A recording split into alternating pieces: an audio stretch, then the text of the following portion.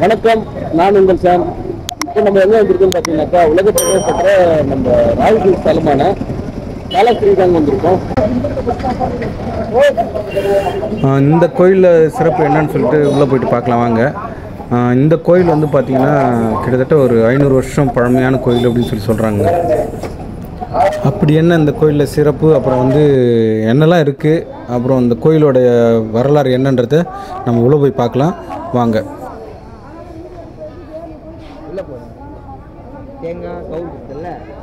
இதுதான் வந்து தர்ஷனம் தர என்ட்ரன்ஸு. நம்மளுக்கு கேமராலாம் எல்லாம் அலோடு இல்லை, அதனால் நம்மளால் வந்து எடுக்க முடியல. ஸோ நம்ம அப்படியே போயிட்டு வெளியே போயிட்டு மலை ஏற்கனவே போய் பார்த்துட்டு அப்படியே கிளம்புவாங்க.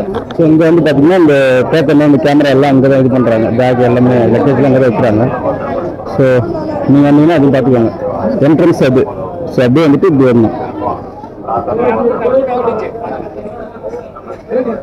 இந்த தேவஸ்தானமே வந்து இங்கே வந்து ரூமில் ரெண்ட் கொடுக்குறாங்க. அதோட டீட்டெயில் தான் இது டீட்டெயில் பார்க்கணுன்னா பார்த்துக்கோங்க. ஸோ இங்கே பார்த்தீங்கன்னா இந்த மாடுலாம் வேண்டுதல் விடுறாங்களே, அதெல்லாம் இங்கே வந்து இது பண்ணிட்டு இருக்காங்க பாருங்கள். இப்போ நம்ம என்ன பண்ணலாம், முதல்ல நம்ம மலைக்கு மேலே போயிட்டு பார்த்துட்டு வந்துடும். அந்த கண்ணப்பர் சாமியை போய் பார்த்துட்டு அதுக்கப்புறம் வரும்போது வந்து பார்த்திங்கன்னா நம்ம இந்த கோயிலோட வரலாறு என்னன்றதை நான் ஒரு ஏவிஏக்கு ரெடி பண்ணி உங்களுக்கு கொடுக்குறேன். முதல்ல ஏறுறதுக்கு முன்னாடியே இதுதான் முதல் மண்டபம், இதுதான் தொடக்கம் இந்த மலைக்கு ஏறுறதுக்கு. ஸோ இதுதான் ஃபஸ்ட்டு மண்டபம். உள்ளே இருக்குது, எப்படி இருக்குது பாருங்கள். வந்துட்டு பார்த்தீங்கன்னா ஆக்சுவலி வந்து பார்த்தீங்கன்னா குரல் கொஞ்சம் ஒரு மாதிரியாக இருக்கும். ஏன்னா கொஞ்சம் உடம்பு சரியில்லை, கோல்டு பிடிச்சிட்டு இருக்கு. அதனால் கொஞ்சம் ஆடியோ கொஞ்சம் அட்ஜஸ்ட் பண்ணிக்கோங்க. நான் காலையில் சீக்கிரமாக எழுந்துச்சிட்டேங்க. சீக்கிரம் மீன்ஸு 5 o'clock எழுந்துச்சிட்டு வந்து சாமி க்யூவில் நின்று சாமி பார்த்தாச்சு. சாமி பார்க்குறதுக்கு வந்து பார்த்தீங்கன்னா ஒரு 3 hours ஆகுது. இன்றைக்கி நான் 5 மணி இருந்தேன். இப்போ வந்து பார்த்தீங்கன்னா 7:30 ஆகிடுச்சு. சாமி பார்த்துட்டு வந்தாச்சு. இப்போ இந்த மதில் சோறு பார்த்தீங்கன்னா அந்த மதில் சோறு அடுத்து தான் வந்து சாமி இருக்குது. ஸோ இதுக்கப்புறம் தான் வந்து கோயில். ஸோ நம்ம அது பின்னாடி தான் ஏறிட்டுருக்கோம். இப்போ கீழே வந்து பார்த்தீங்கன்னா கேமரா அலோடு இல்லைங்க, நம்மளுக்கு கேமரா எடுக்க விடல. அதனால தான் நான் எதுவும் உங்கள்கிட்ட அது பேசிக்கல. சும்மா இது வாய்ஸ் ஓவர் மட்டும் வரும் உங்களுக்கு. நிறைய பேர் என்ன பண்ணுறாங்கன்னா அந்த பக்கம் அப்படின்னு வெளியே வந்துட்டு இப்படி நாளைக்கு மேலே ஏறாங்க கோயில் வந்துருந்து.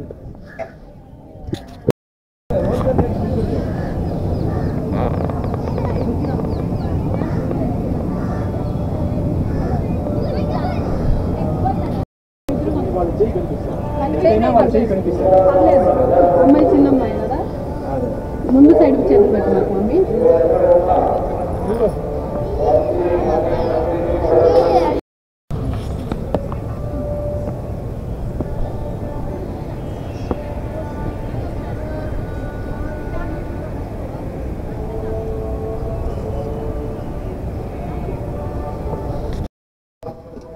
இந்த ஊரத்தில் வந்து இது வந்து எப்படி இருக்குன்னு தெரியல.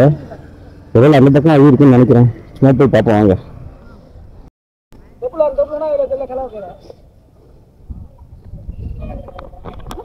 எனக்கு ரொம்ப நாளாக ஒரு ஆசைங்க. ஆக்சுவலி இந்த கோயிலுக்கு வந்து நான் வந்து ஒரு 2-3 தடவை வந்திருக்கேன்.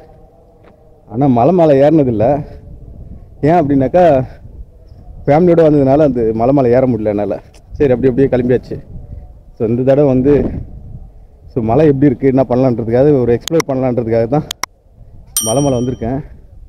ஸோ வழி இருக்குங்க, அப்படியே போகுது பாருங்கள். ஸோ கீழே போகணும்னு நினைக்கிறேன். ஸோ மலை மேலே வர்றவங்க வண்டிலேயே மேலேயே வந்துடலாம் போல். ஸோ இங்கே தண்ணியெலாம் கூட அரேஞ்ச் பண்ணி வச்சுருக்கேன்.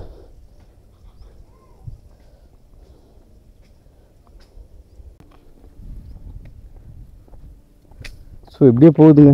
அப்படியே கீழே போயிடுச்சுன்னா அப்படியே போகும் பொழுது பெண்டாயிட்டு அப்படியே போகணும்னு நினைக்கிறேன்.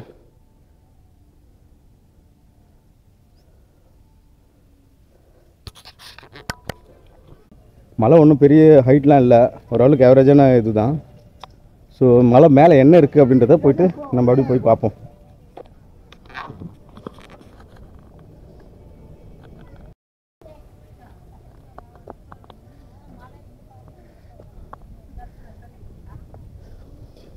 இது ஒரு வியூ பாயிண்ட் வச்சுருக்காங்க, நாங்கள் அதை அப்படியே போய் பார்ப்போம்.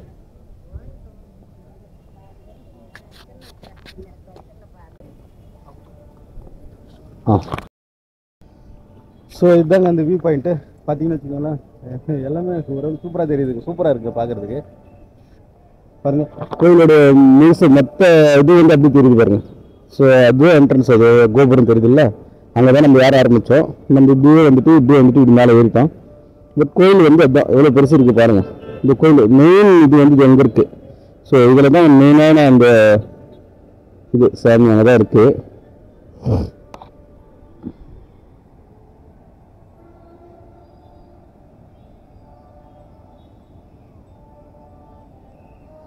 ஸோ இந்த ஒரு ஆறு ஒன்று வருது இல்லை, அந்த ஆறு பேர் என்னன்னு சொல்லி தெரியல. சப்போஸ் தெரிஞ்சுன்னா நான் வாய்ஸ் ஓவரில் கொடுக்குறேன், அப்படி பார்த்துக்கோங்க.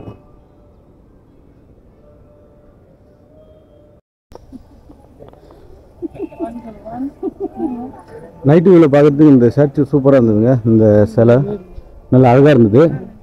அதையும் உங்களுக்கு அந்த கிளிப்பை உங்களுக்கு காட்டுறேன் பாருங்கள். சூப்பராக இருந்தது நைட்டில் பார்க்குறதுக்கு.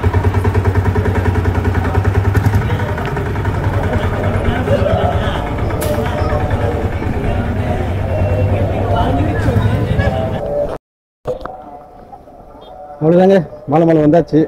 மலை ரொம்ப ஹைட்லாம் இல்லைங்க, ஓரளவுக்கு என்ன சொல்கிறது, ஒரு 200-250 அடி தான். இங்கே பார்த்தீங்கன்னா தண்ணிலாம் கூட வருது, இங்கே குடிக்கிறதுக்கு தண்ணிலாம் கூட. ஸோ அப்படியே வாங்க. இந்த ஸ்டாச்சு தான் நம்ம அந்த நைட் வியூஸில் சூப்பராக இருந்தது பார்க்குறதுக்கு. ஆனால் இந்த ஸ்டாச்சு வந்து இப்போ தான் கட்டியிருக்காங்க இதுக்கு. ஸோ முதல்ல செப்பல் இப்படி விட்டுருவோம்.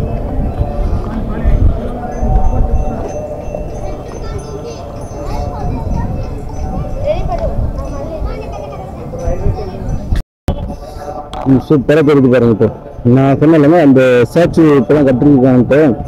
ஸோ இந்த கோபுரம் தெரிஞ்சு பார்த்தீங்களா, இந்த கோபுரம் வந்து ஒரு 10 வருஷம் முன்னாடி இடி தாக்கி ஃபுல்லாக உடஞ்சி போச்சு. அது இடி தாக்கி ஃபுல்லாக உடஞ்சி போச்சு. அதுக்கப்புறம் தான் வந்து அந்த கோபுரத்தை கட்டினாங்க. ஸோ அந்த கோபுரம் கட்டும் போது தான் வந்து இந்த ஸ்டாச்சுவும் அங்கே இது பண்ணியிருப்பாங்கன்னு நினைக்கிறேன், கட்டியிருப்பாங்கன்னு நினைக்கிறேன். ஏன்னா ஒரு 10 வருஷம் முன்னாடி வந்து பார்க்கும்போது அது எங்கள் ஸ்டாச்சு இல்லை, இப்போ தான் கட்டிட்டு. அந்த கோபுரமும் நான் வரும்போது உடஞ்சிருந்தது. அப்படிதான் சொன்னாங்க, இது கட்டிட்டு இருந்தாங்க புதுசாக புனரமைக்கிறான் அப்படின்ற மாதிரி சொல்லிட்டு இருந்தாங்க. இங்கே பாருங்க, அதுதான் என்ட்ரன்ஸ். இது இருக்கு பாருங்க, இது இருக்கு பாருங்க, இதுதான் என்ட்ரன்ஸு. இப்படியே வந்துட்டு இது நின்ன கோயில் இல்லை. இந்த கோயிலை பற்றின முழு வரலாறு எனக்கு டீட்டெயிலாக தெரியாதுங்க. அது வந்து நான் வாய்ஸ் ஓவரில் கொடுக்குறேன். ஆனால் இதுக்கு வந்து எதுக்கு ஃபேமஸ் அப்படின்னா, இந்த தோஷங்கள் நிவர்த்தி செய்கிறதுக்காக, இந்த ராகு இது தோஷங்களை வந்து நிவர்த்தி செய்கிறதுக்காக இந்த கோயிலில் வந்து பரிகாரம் பண்ணுவாங்க. ஸோ அதுக்கு தான் வந்து இந்த கோயில் வந்து ஃபேமஸ்ஸு. முழு தூரம் இந்த கோயிலோட வரலாறு என்னன்றதை வந்து நான் உங்களுக்கு ஒரு ஏவி மாதிரி ஒரு வாய்ஸ் ஓவரில் கொடுக்குறேன். ஸ்ரீகாளஹஸ்தி என்கிற பெயரை கேட்டவுடன் நமக்கு நினைவிற்கு வருவது ராகுகேது பரிகார பூஜை செய்யும் ஸ்தலமாகும் என்பதுதான். திருமணத்தடை நீங்க தினந்தோறும் பல்லாயிரக்கணக்கான பக்தர்கள் இங்கு ராகுகேது பரிகார பூஜை செய்து வருகின்றனர். பஞ்சபூதங்களில் வாயுவிற்காக கட்டப்பட்ட இத்திருத்தலம் 500 வருடங்களுக்கும் மேல் பழமையானது என்று கூறப்படுகிறது. இதன் வரலாற்றை கேட்கையில் இப்படியும் ஒரு பக்தி இருக்க முடியுமா என்கிற அளவிற்கு நம்மை வியப்பில் ஆழ்த்திவிடுகிறது. சைவத் ஸ்ரீகாளஹஸ்தியில் சிவபெருமான் காலத்திநாதர் என்கிற பெயரோடு ஞானப்பிரசன்னாம்பிகை தாயாரோடு அருள் பாலிக்கின்றார். பல 100 ஆண்டுகளுக்கு முன் வனமாக இருந்த இந்த இடத்தில் வாயு லிங்கமாக தோன்றிய சிவபெருமானை வழிபட சிலந்தி ஒன்று தினமும் வருமாம். மழையில் நனைந்த சிவபெருமானைக் கண்ட அந்த சிலந்தி தன்னுடைய உமிழ் நீரில் இருந்து உருவாகும் சிலந்தி வலையை பின்னி வைத்ததாம். பெரும் இடி ஒன்று இடித்ததில் அந்த வலை எரிந்து சாம்பலானது. சிலந்தியால் அதை தாங்கிக் கொள்ள முடியாமல் இறந்து போனதாம். இதனால் அந்த சிலந்தியின் பக்தியை மெச்சிய சிவபெருமான் அதற்கு முக்தி கொடுத்தாராம். அதேபோல தினமும் நாகம் ஒன்று அந்த லிங்கத்தை ஆரத்தழுவி மாணிக்கங்களை கக்கி அர்ச்சனையாக செய்து வழிபடும். அதற்கு பின்னால் வரும் யானை ஒன்று தன் தும்பிக்கையால் நீரை வாரி இறைத்து அபிஷேகம் செய்யும். பின் மலர்களை பறித்து வந்து அர்ச்சனையும் செய்து வரும். இதனால் அந்த மாணிக்கங்கள் கீழே விழுந்து சிதறிவிடுவது உண்டு. தொடர்ந்து இதுபோல் நடந்து கொண்டிருக்க அந்த நாதத்திற்கு சந்தேகம் வந்தது. யானை இதுபோல் செய்வதை அந்த நாகம் ஒரு நாள் பார்த்துவிட்டது. உடனே கோபமுற்ற நாகம் யானையின் தும்பிக்கையினுள் சென்றுவிட்டு மூச்சடைக்க செய்தது. சுவாசிக்க முடியாமல் அந்த யானை பாறையில் மோதி கடைசியில் இரண்டும் இறந்து போனது. இவைகளின் பக்தியை மெச்சிய சிவபெருமான் இவர்களுக்கும் முக்தியை கொடுத்தார் என்று சிலபுராணம் எடுத்துரைக்கிறது. இந்த தலத்தில் வீற்றிருக்கும் காலத்திநாதர் உருவத்தில் கீழே 2 தந்தங்களும் இடையில் பாம்பும் பின்புறம் சிலந்தியும் கொண்டிருப்பது குறிப்பிடத்தக்கது.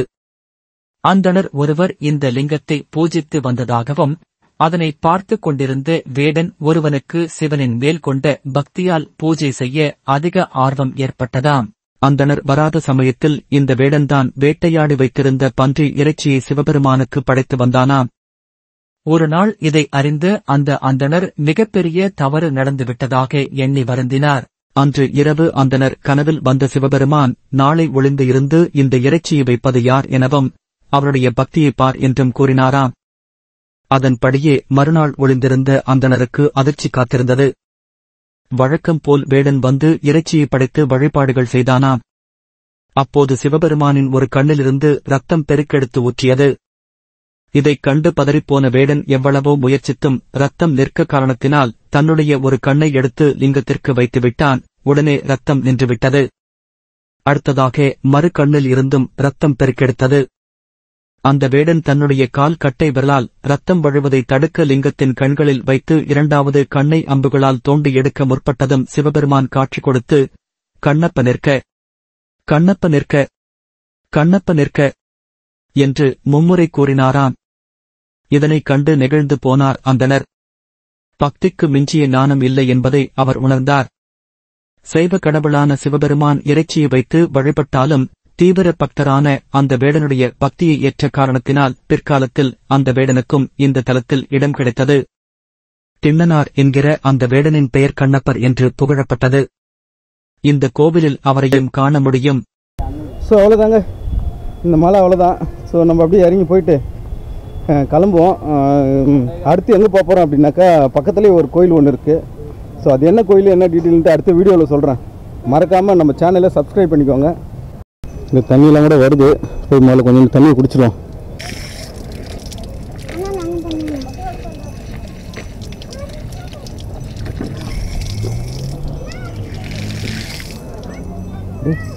ஐயோ நாங்கள் பிடிங்க வருது.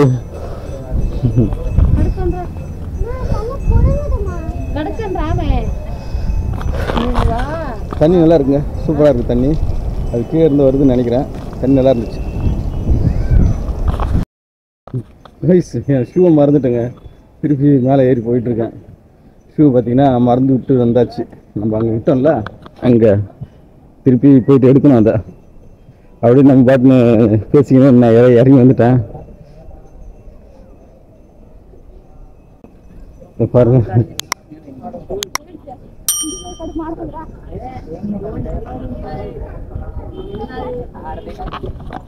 நல்ல வேலை இப்பயாச்சும் ஞாபகம் வந்தது. இல்லைன்னா கீழே போயிட்டு திருப்பி மேலே ஏறி வந்திருக்கணும்.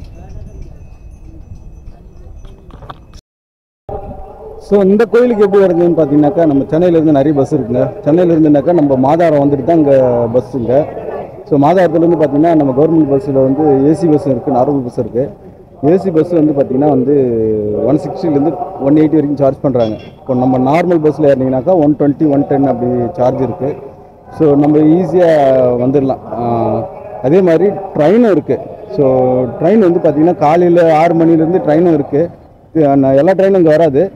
இங்கே வந்து பார்த்திங்கன்னா இந்த ட்ரெயின் வந்து இங்கே காலாஸ்திரி வராது, டேரெக்டாக நாயுடுபேட்டைன்னு ஒரு ஏரியா இருக்குது. ஸோ அங்கே வந்து இறங்கிட்டு அங்கேருந்து தான் அங்கே வரணும். ஸோ 6:30க்கு மேலே இங்கே வந்து ட்ரெயின் கிடையாது. அதையும் பார்த்துக்கோங்க. ஈவினிங் 6:30 மேலே ட்ரெயின் கிடையாது. ஸோ இதுதான் டிரான்ஸ்போர்ட் இங்கே வர்றதுக்கு. அதே மாதிரி பார்த்திங்கன்னா இங்கே ரூம்லாம் வந்து நிறைய சீட்டிங் நடக்குதுங்க. என்னென்னா நான் தங்கின ரூம் வந்து 500 தான். அது ரொம்ப சுமாராக தான் இருந்துச்சு. அந்த ரூம் காட்ட முடியாது. ஆனால் வந்து நீங்கள் வந்தீங்கன்னா ரூம் வந்து எக்கச்சக்கமான ரேட் சொல்கிறாங்க.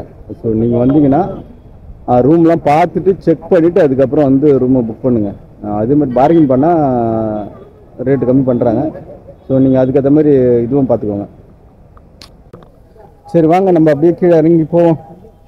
கீழே இறங்கி போய்ட்டு அந்த கோபுரம் எப்படி இருக்கு கீழே இருந்து பார்த்துட்டு அப்படியே இந்த வீடியோ முடிச்சுப்போம். நிறைய பேர் பார்த்தீங்கன்னா வண்டியிலே மேலே வந்துட்டு இப்படி வந்துடுறாங்க.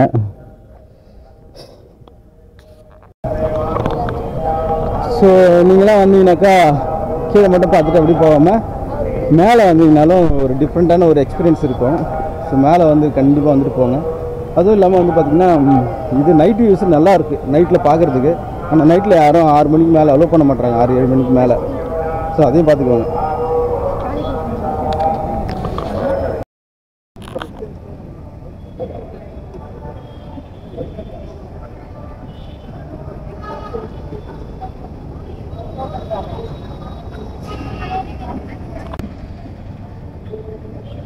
ஸோ மேலே இருந்து பார்த்தோம்லங்க அந்த கோபுரம் தான் இது. ஆக்சுவலி வந்து இது பார்த்தீங்கன்னா 2014 இல்லை 13 அந்த வருஷத்தில் வந்து இது இடிஞ்சு விழுந்துருச்சு. ஸோ அது என்ன சொல்லிட்டாங்கன்னா பாருங்க தேன் கொசு முக்கிய ஆரம்பிச்சிருச்சு. உள்ளே போக முடியாதுன்னு நினைக்கிறேன். அங்கே பாருங்க தேன் குரு இருக்குல்ல உள்ள அங்கே முச்ச ஆரம்பிச்சிருச்சு. நம்ம அப்படியே வெளியே கிளம்பிட்டு வாங்க. உள்ள அலோடு இல்லை நம்மளுக்கு படிக்க ஆரம்பிச்சுன்னா அவ்வளோதான். ஸோ நம்ம இதை அப்படியே பேசிட்டு கிளம்பிட்டு வாங்க. உள்ள அலோ பண்ண உள்ள போக முடியாதுன்னு நினைக்கிறேன்.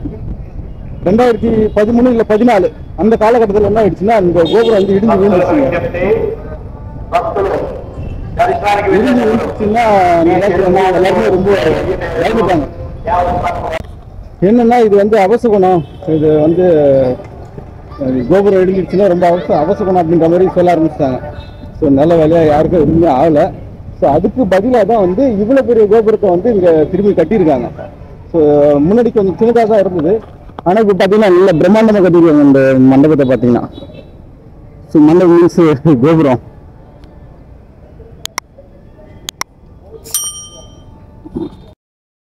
தேன்கூர்ல தான் வந்து இது வந்துருச்சு. இந்த பாருங்க பக்கத்துலேயே பறக்குது. அது ஒன்றும் பண்ணாதுங்களா ப்ரெஸ் இல்லை யூடியூப் இந்த இது கொசு பறக்குது ஒன்றும் கடிக்காதா வந்து நம்மள? அது ராது அது சொல்லிட்டு கொடுத்தா சட்டிடும் செட்டு கொடுத்தா ஜனால் செட்டு கொடுத்தா வாசம் பண்ணி வித்தியாசம். மற்றபடி வெளியே வராது இப்படி ராது. ஆனா கடிக்காது. இது இருந்து 2 3 4 4 இல்ல கடிக்குது செய்யலது அப்படி நாங்கள் சென்ட் வச்சு நம்ம ஸ்ப்ரே அடிச்சு வச்சிருக்கோம். ஸ்ப்ரே அடிச்சுட்டு வந்து கடிக்குமா? நம்ம ஸ்ப்ரே அடிச்சிருக்கோம். அப்படியே கிளம்பிடுவாங்க. ஒருவேளை நம்மளுக்கு எவ்வளோ கிளம்பிடுச்சுன்னா தெரியல. அப்படி கிளம்பிடுவாங்க. கோயில் பாருங்க அதுதான். ஸோ மலை நம்ம பார்த்தோம்ல மேலே அந்த இது அங்கே இருக்கும். நம்ம இந்த கோபுரத்தை பார்த்தோம். முன்னாடி இது ஆக்சுவலி புதுசாக கட்டினது தானே அது சார்? இது முன்னாடி இது புதுசாக கட்டினது புதுசாக கட்டு சார். 96 crores sir. சிந்தா விஸ்வேஸ்வரராவ் ஈஸ்ட் கோதாவரி ஜில்லா ஃப்ரீగా కట్టినాడు. யார் கட்டினா? Chinta Visweswararao. Chinta Visweswararao Tadepalligudem all India contractor. ఫ్రీగా కట్టి கொடுத்தாரு. ఫ్రీగా కట్టారు సార్. తంజావూరు వాళ్ళు 350 మెంబర్స్ 3 years 80 months చేశారు. அது எப்போ இருந்தது? இது எப்படி இருந்தது? ఇప్పుడు పడిపోయిందంటావా? 4 years అయితే. எப்படி இடிஞ்சுது? இது ரெடி அయిందా? ரெடி வந்து இருக்காது. இடிஞ்சு விழுந்தது. పడిపోయిందా? 4 months 4.5 అయింది పడిపోయి. అలా నీవు కట్టినారు కొత్తది. ஆனா முன்னாடி சின்னதா இருந்தது. அது முன்னாடி சின்னதா இருந்தது. చిన్నది ఇది పెరుసు. అది చిన్నది ఇది పెరుసు. ఇది ఆ సైడ్ ఉండింది.